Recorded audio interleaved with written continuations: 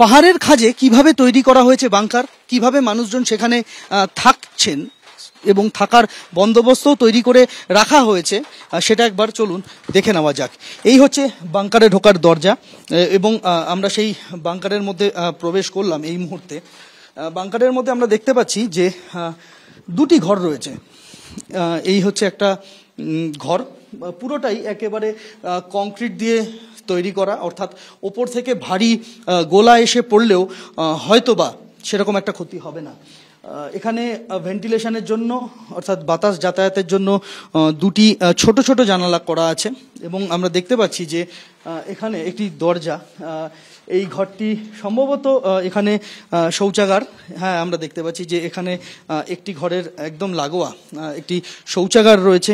সেই শৌচাগার যাতে আপৎকালীন পরিস্থিতিতে অনেকদিন যদি বাংকার থেকে বের নাও হওয়া যায় তাহলে যাতে ব্যবহার করতে সমস্যা না হয় তার জন্য এই বন্দোবস্ত।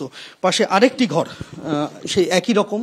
এখানেও আমরা দেখতে পাচ্ছি যে এখানে যে ভেন্টিলেশনের ব্যবস্থা সেটা বাইরে থেকে একদম টিন দিয়ে ঢেকে দেওয়া আছে, যাতে বাইরে থেকে দেখা না যায়, বাইরে থেকে বোঝা না যায় যে এখানে কোনো বাংকার রয়েছে।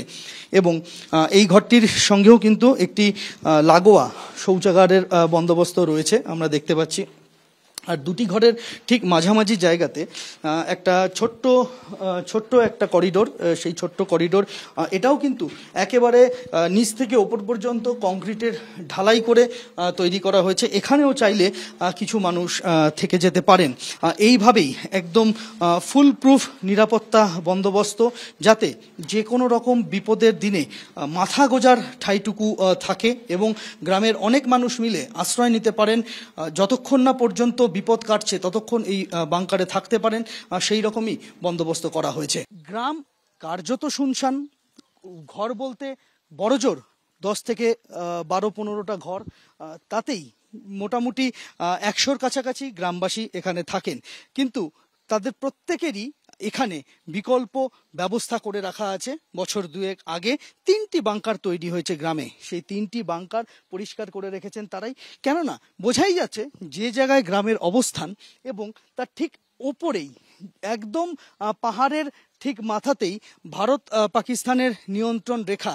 সেই নিয়ন্ত্রণ রেখার ওপার থেকে গুলিগোলা ছুটে এলে প্রাণ বাঁচানোর জন্য সব রকম বন্দোবস্ত তারা করে রেখেছেন। তবে ভারতীয় সেনাবাহিনী তারা কিন্তু ওই পাহাড়ের ওপর থেকে তীক্ষ্ণ নজর রাখছেন শত্রুপক্ষের দিকে, যাতে কোনো রকম বিপদের আজ তৈরি হওয়ার আগেই তাকে সমূলে শেষ করা যায়।